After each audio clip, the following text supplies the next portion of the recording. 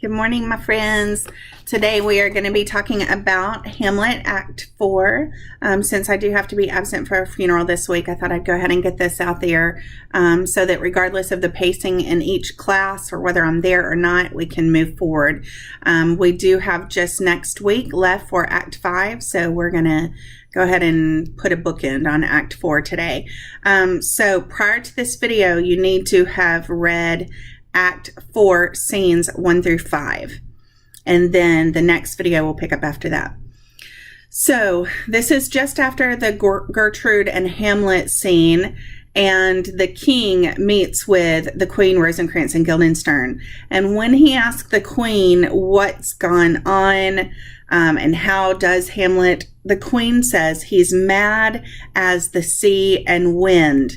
And then she goes on to explain, in his lawless fit, behind the arras hearing something stir, whips out his rapier, which is a sword, cries, a rat, and in this brainish or brain-sick apprehension kills the unseen good old man.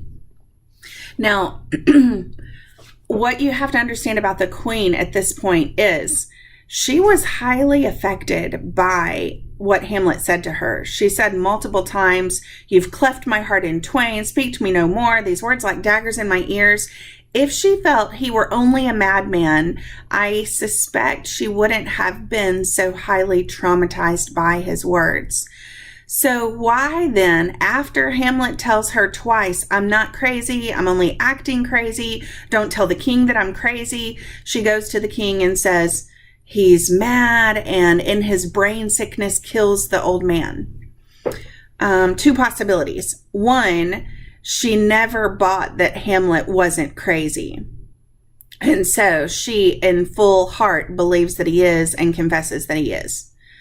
Option two, though, is that she heard Hamlet. She does think that he is telling the truth, in which case she would only tell the king that Hamlet is crazy because she's trying to protect Hamlet. Otherwise, if he's not crazy and he just committed murder, what chance does he have? So at least this offers an explanation for why he killed Polonius. Now the king responds, "Oh, heavy deed, it had been so with us had we been there. His liberty is full of threats to all." So remember Shakespeare's kings use the third person to talk about themselves. So when he says it had been so with us had we been there, he means, oh gosh, if I had been there, it would have been me. He would have killed me. So he is saying to the Queen, Hamlet running around in this freedom is dangerous to all of us. And he goes on to say, we should have kept him on a short leash. We didn't understand how much danger he was. Out of our naive, blind love, we've let him roam around and ultimately commit murder. It's all a lie. Like, he knows exactly why. He gets what's wrong with Hamlet. But he's trying to show the Queen why it's necessary to banish Hamlet to England. Hello. Sorry, I'm just reading my book here. Let's move to the last bit of scene 1, just to show where the king says, friends, go. He's talking to Rosencrantz and Guildenstern. Go join you with some further aid. Hamlet in madness hath Polonius slain, and from his mother's closet he hath dragged him. Go seek him out, speak fair, and bring the body into the chapel. Okay, so that's their job now, is to go find Hamlet and what he's done with the body of Polonius, which he dragged away. Sorry, I have like flaking mascara. In scene 2, I love this scene. There's so much going on with the conversation and Hamlet and the king. So we're going to have a look at this. But first, Hamlet meets up with Rosencrantz and Guildenstern. They find him, and Hamlet says to them that they are sponges. Rosencrantz and Guildenstern are sponges. And Rosencrantz says, "You think I'm a sponge?" And Hamlet says, "Yes, I, sir, that soaks up the king's countenance, his rewards, his authorities. But such officers do the king best service in the end. He keeps them like an ape in the corner of his jaw, first mouthed to be last swallowed. When he needs what you have gleaned, it is but squeezing you, and, sponge, you shall be dry again." And Rosencrantz says, "I understand you not, my lord." And Hamlet says, "I am glad of it." So he is telling Rosencrantz and Guildenstern they are being used, that right now they get to, like sponges, soak up all of the rewards and favors and money and whatever from the king. But after the king and queen get what they need, they'll be wrung dry. When they ask to where the body is, Hamlet says, "The body is with the king, but the king is not with the body." And he's just blabbermouthing. You'll get to the part with Hamlet and the king in a minute, but look at the beginning of scene 3. These are very, very short scenes because it's flashing to different parts of the castle. The king says how dangerous it is. This man goes loose. This is at the beginning of scene 3. "Yet we must not put the strong law on him. He's loved of the distracted multitude." The strong law would be the fullest extent of the law. So he's saying we can't just kill Hamlet, which would be the normal consequence for murder. But they don't, he says, because Hamlet, is loved of the distracted multitude. So that means the people of Denmark love him. He's their prince. It's like how England feels about like Prince Harry, they just love him. So he can't just completely do away with Hamlet. He can banish him to England. He can't just have him killed. Let's look at now the scene between Hamlet and the king. So many fun things here. The king says, "Hamlet, where's Polonius at supper?" At supper where? Not where he eats, but where he is eaten. A certain convocation of politic worms are eaten at him. Your worm is your only emperor for diet. We fat all creatures else to fat us, and we fat ourselves for maggots. Your fat king and your lean beggar is but variable service, 2 dishes, but to 1 table. That's the end. And the king is just frustrated. Alas, alas. And Hamlet says, "A man may fish with the worm that hath eat of a king, and eat of the fish that hath fed of that worm." What does thou mean by this? "Nothing but to show you how a king may go a progress through the guts of a beggar." So let's track this in 2 ways. First of all, on your final sheet of the Hamlet guided notes, you have that part where you're supposed to record Hamlet's thoughts about death and the afterlife and that kind of thing. This one is important because Hamlet says eventually the end for all of us is that we become maggot food. Okay, so that would be important to note, that he thinks the conclusion for man is pretty abysmal. Also, I would note that the train of thought he presents to the king, regardless of who you are, your station in life, how important you are, whatever, you would die and be buried. In the grave, you would be eaten by worms. But someone may eventually use that worm to use as bait to fish.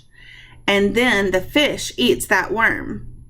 And then a person or a king even could eat that fish. And so that's the kind of cycle of life. So Hamlet says that a king may go a progress through the guts of a beggar. So if the king were to die, be eaten by worms, the fish eat the worms, a beggar eats the fish, then the king finds himself in the digestive tract of a beggar. That's kind of fun and weird and creepy. So those are Hamlet's thoughts about the afterlife for King Claudius, for King Hamlet, for himself. Who can know for sure? He goes on, the king says, "Where is Polonius?" And Hamlet says, oh, watch this. Hamlet says, "In heaven, send thither to see. If your messenger find him not there, seek him in the other place yourself." That's the second time Hamlet has told Claudius essentially to go to hell, because he says, send a messenger to find out if Polonius is in heaven. If he's not there, go to the other place yourself to find him. But he says, but indeed, if you find him not within this month, you shall nose him as you go up the stairs into the lobby. So you'll smell him because of his dead, rotting body. So they know where Hamlet has hidden the body. When the king says, go seek him there, Hamlet says, he will stay till you come. Like, he's not going anywhere. He did. So then the king says that Hamlet has to go away to England. And then they're sort of saying their fake goodbyes, or insincere goodbyes, I should say. And Hamlet says, but come for England, farewell, dear mother. But he's in conversation with the king. And the king corrects him and says, thy loving father, Hamlet. And Hamlet says, my mother. Father and mother is man and wife is one flesh. And so my mother, come for England. So in this short bit, he's just kind of poked a lot of jabs at the king, made fun of him. Like, he's really making the king very angry. And the king decides to have him sent abroad tonight. Now, look at Exeunt, Rosencrantz, and Guildenstern. So big, flashy exit as they go to prepare themselves and Hamlet for their trip to England. Now, the king, in a bit of an aside, it's like a tiny soliloquy, he is not talking to the King of England because the King of England isn't there, but he is talking to him. It could be that he's writing a letter in this moment, or just like if you were absent and you're like, oh my gosh, I hope that you remember to do this thing for me. But you're just sort of sending a thought out. Here's what he says. And England, in other words, King of England, if my love thou holdest it aught, as my great power thereof may give thee sense, since yet thy cicatrice looks raw and red after the Danish sword, and thy free awe pays homage to us, thou mayest not coldly set our sovereign process, which imports at full by letters, congruing to that effect the present death of Hamlet. Do it, England, for like the hectic in my blood he rages, and thou must cure me, till I know 'tis done, however my haps, my joys were ne'er begun. A loose paraphrase, or really more a summary, the king is saying, now England, if you care about Denmark and us as an ally, or you respect our powers or whatever, I'm asking you to do us this favor. Kill Hamlet. So he has written this in the letters that Rosencrantz and Guildenstern should deliver to the King of England when they arrive with Hamlet in England. So since he can't kill Hamlet himself on Danish land, he just wants somebody else to be the bad guy and take the fall for it. So it would look like he is unrelated to the murder, but he wants the King of England to kill Hamlet. And he says, until he's done with, like until Hamlet is killed, I can't even enjoy all of the things that I've gained. So he should be having the time of his life. He's king. He has this beautiful queen, but he can't enjoy it because Hamlet makes him feel threatened and unsafe. Scene 4. This says in a plain in Denmark. So Hamlet and Rosencrantz and Guildenstern, it's fast forwarded a little bit. They are on their way across the country of Denmark to get to the water, where they will take a ship bound for England. So while they are crossing or making their way to the boat, Hamlet and Rosencrantz and Guildenstern essentially run into the army that belongs to Fortinbras. Okay, do you remember what's happening there? Prince Fortinbras had sent a message, or old Norway, the present king of Norway, had sent a message to Claudius asking, would it be okay if Prince Fortinbras passes quietly, peacefully through your land on his way to attack Poland? And remember, I was alarmingly suspicious about why you would allow him to pass through when he has the resources, the soldiers, the money, and everything to attack Denmark, where he has a reason, because they killed his father and took his land. Anyway, here's Fortinbras and his captain, and Fortinbras kind of keeps walking, and Hamlet stops the captain of this army to have some inquiry. And he says, whose powers are these? They're of Norway's. What is their purpose? And the captain of the Norwegian army says, we are going to fight against some part of Poland. Who commands them? The nephew to old Norway, Fortinbras. Goes it against the main of Poland, sir, or against some frontier? So Hamlet is getting all of the information he needs to find out what's going on here. But it looks like they truly are going to fight against Poland. Now the captain says, it is a little patch of ground that hath no profit in it but the name. He says, you couldn't even pay me to farm this land. It's just like you couldn't even sell it out to make its value. And so then Hamlet says, well, then the Polish certainly will not defend it. Like, why would they waste their energy and soldiers and manpower and all of that to defend this useless piece of land?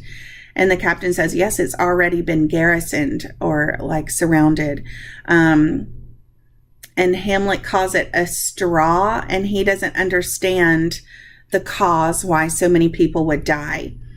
Now, the captain and the army, Prince Fortinbras' army, go ahead. They're making their way to Poland now. But Hamlet has a soliloquy, and this is a really important one, again, to get to where Hamlet is in his thoughts and emotions. So let's have a look at some things here.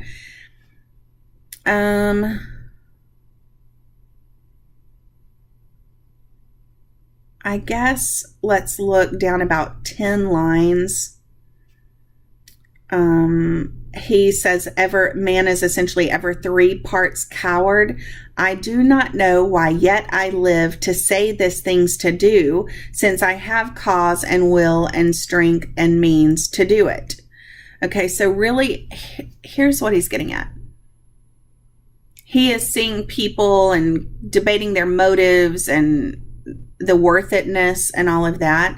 And Hamlet is recognizing that he has been a coward, because he says, I have a cause, mostly the beckoning of the ghost, his father, to take revenge against King Claudius. He says, I have the will, like he actually wants to have revenge for his father. He has the strength to do it, and he has the means to do it. So he has supplies, opportunity, whatever else. And so he doesn't understand why yet he's still living and just talking about it and not doing anything. So it is Hamlet's inaction that frustrates himself and his own cowardice. I want you to think back to the beginning soliloquy when Hamlet said that he is nothing like Hercules and admitted to his own weakness. So here he again is identifying his weakness is his cowardice and inability to take action. He's sort of all words and no do. So he's talking now about Fortinbras' army, and he says, witness this army of such mass and charge, led by a delicate and tender prince, whose spirit with divine ambition puffed makes mouths at the invisible event, exposing what is mortal and unsure to all that fortune, danger, death, and danger dare, even for an eggshell. He goes on to say, how stand I then that have a father killed, a mother stained, excitements of my reason and my blood, and let all sleep, while to my shame I see the imminent death of 20,000 men, that for a fantasy and trick of fame go to their graves like beds, fight for a plot whereon the numbers cannot try the cause, which is not tomb enough and continent to hide the slain. Oh, from this time forth my thoughts be bloody or be nothing worth. So essentially he's calling this piece of land in Poland an eggshell. It's useless. He says this land is not even big enough to bury all of the people that will die in this battle. 20,000 men go to their deaths for fame or whatever lame purpose they have. So if you have the Polish army defending this tiny piece of crud land, and you have Fortinbras's army charging in to fight them, you have how many soldiers? Like Hamlet estimates 20,000 who are willing to fight to the death over a meaningless piece of land.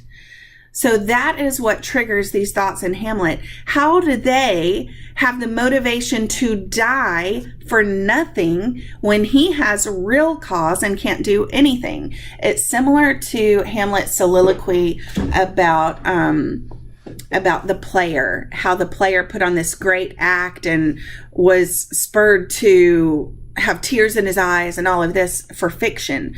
So he's analyzing people that are willing to act for no real motivation and purpose when Hamlet has every motivation and purpose and can't do anything. And so that's why he decides from this time forth, I'm after blood. But didn't we just hear Hamlet a little bit before this say, now could I drink hot blood? And then totally bypasses the opportunity to kill the king. So I don't know if he can bring himself to action or not. Maybe his one moment of bravery was when he stabbed through the curtain, but wrong guy. All right. Lastly, scene 5, really huge scene. Okay. The queen and Horatio and a gentleman come in, and they are basically telling the queen that Ophelia wants to have a talk with her, and the queen tries to put it off, but they say she really has to. The gentleman says she is importunate, indeed distract. Her mood will needs be pitied. Distract there means mad. So the gentleman is saying, oh, you've got to have mercy, talk to her. She needs your pity. She is crazy. Okay. We don't know anything about this yet, but you're about to see it. Ophelia has gone crazy. Now I need you to think for a moment about why that could be. We're going to look at her songs to identify what could be eating away at her subconscious. Okay. Ophelia's first song says in part, he is dead and gone, lady, he is dead and gone. At his head a grass green turf, at his head hills a stone. She talks about his white shroud is the mountain snow, flowers being scattered on the grave. So you can guess she's talking about the death of her father. So when Hamlet killed Polonius, he killed Ophelia's father. So she is bemoaning his loss, but also consider that Hamlet is the very one, like her love, killed her father and now has been banished to England. Can you just imagine her emotions? Her brother is off at college. She's just found out her father has died at the hands of the man she loves, who has now been banished to England. It was too much for her to bear. Her second song says, tomorrow is St. Valentine's Day, all in the morning betime. I am made at your window to be your Valentine. Then up he rose and donned his clothes and duped the chamber door. Let in the maid that out a maid never departed more. By Jesu and by Saint Charity, alack and fie for shame. Young men will do it if they come to it. By cock they are to blame. Quoth she, before you tumbled me, you promised me to wed. He answers, so would I have done by yonder sun, if thou hast not come to my bed. Okay, this is pretty intense song, and it's a little graphic. The story she's telling in her song is, it's the day before Valentine's Day, and she goes to the window of some unnamed man, and she went into his chambers as a maiden or a virgin, but out a maid never departed more. It's not that she never left, it's that she didn't leave as a maiden or a virgin. And then she says, before you tumbled me, you promised to wed me, but answered, I would have married you if you had not come to my bed. Like the challenge, the game, the pursuit was over. So why bother? Here's the thing. Ophelia's crazy. She is singing mad songs. Did this literally happen? Did she give herself to Hamlet the night before Valentine's Day? Did he promise to marry her and then refused after she slept with him? I don't know if we can take Ophelia's word for it, but I think there's enough to at least suggest that they were intimate, because of her heartbreak at him being the one to kill her father and him being the one to be banished. But she also makes reference to a rejection of some sort, like Hamlet refusing to marry her. But when did that ever happen? Last I checked, she broke up with him. So I think that's why we cannot entirely trust her word on the matter. The way that she may be, if Freud were to analyze her song, he may say that because Hamlet killed her father, that is where she's pulling in the rejection. Or she could be remembering how Laertes suggested that Hamlet would never marry her because his choice was dependent on Denmark. The king says, oh, this is the poison of deep grief. It springs from her father's death. Oh, Gertrude, Gertrude, when sorrows come, they come not single spies, but in battalions, like when it rains, it pours. First her father slain, next your son gone, and he, the most violent author of his own just remove. So, Polonius dead, Hamlet responsible for it, and him banished because of it. So, poor Ophelia, divided from herself and her fair judgment.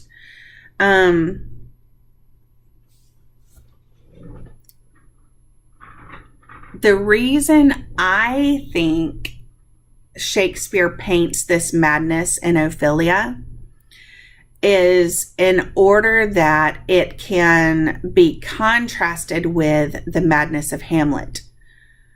If you were to look just at the actions and words of the two, would you say they're both crazy? Would you say there are different levels of craziness? Or might it be possible that Ophelia is meant to demonstrate true madness, where Hamlet is meant to represent someone who is only acting crazy? Food for thought.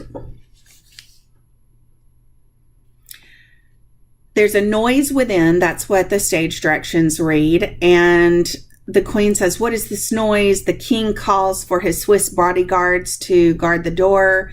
And then the gentleman is saying, save yourself. The young Laertes and a riotous head overbears your officers. The rabble call him lord. And as the world were now but to begin, antiquity forgot, custom not known, the ratifiers and props of every word, they cry, choose we, Laertes shall be king. Caps, hands, and tongues applaud it to the clouds. Laertes shall be king, Laertes king. So Laertes is like storming the castle in such a threatening way that they're calling for bodyguards and they're arming themselves. It's like a huge army of people chanting, Laertes king, Laertes king, Laertes king. How did this all come about? Remember, Laertes was off at college in Paris. He probably got message that his father had been murdered. All he knows about the situation is that. But he just automatically blames the top guy. If his dad worked for the king and was killed in the castle belonging to the king, he's saying the king is responsible. It's like if something bad happened at Mount Perrin and your parents just went raging angry to Dr. Weens, threatening his position. He might not have been involved at all, but they're blaming the head for anything that happened under that umbrella. And Laertes simply doesn't know the story. He doesn't know who is to blame at this point. The queen tries to calm him down, calmly, good Laertes, and the king says, let him go, Gertrude. Do not fear our person. There's such divinity doth hedge a king that treason can but peep to what it would, acts little of his will. So he's saying, Gertrude, let Laertes come in here with his threats and his weapons or whatever. There is divine protection over a king that nobody can destroy. So he believes himself to be sort of interminable, like he can't be killed because of the protection of the throne. That's some weird theology, y'all. Laertes demands, where's my father? And the king says he's dead. But the queen interjects, but not by him. Like, he didn't do it. And he says, how came he dead? Just all of these threats. I'll be revenged most thoroughly for my father. And the king says, who shall stay you? That means, who would prevent you? No one's trying to prevent you from being revenged. But the king basically says, do you want to actually know who is at fault, who is to blame? Or are you just going to come in here all crazy and start killing everybody? Before they can even finish their conversation and the king explained to him how Polonius died, Ophelia walks in.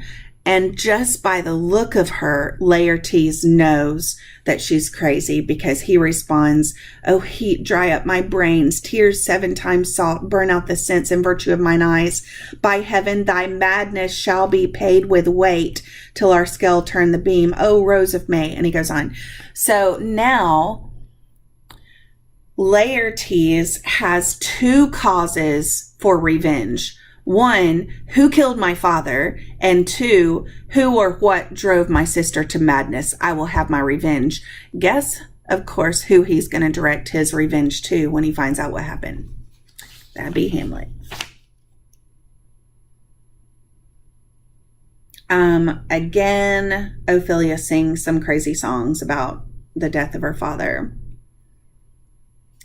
The king, as he reinitiates his conversation with Laertes, says, I must commune with your grief, or you deny me right. But go apart, make choice of whom your wisest friends you will, and they shall hear and judge twixt you and me. If by direct or by collateral hand they find us touched, we will our kingdom give, our crown, our life, and all that we call ours to you in satisfaction. But if not, be you content to lend your patience to us, and we shall jointly labor with your soul to give it due content. So all of that to tell Laertes, look, gather the wisest friends that you have. Let's sort of make a trial out of it. Why don't you see if I am at fault? And if I am, I will relinquish my kingdom, my crown, and my life to you. But maybe you could be patient enough to find out who is really responsible. And so the king, Laertes, agrees to hear him out. Okay, so that is as far as you've read thus far. So I'm going to stop this video and pick it up with scene 6 in a minute.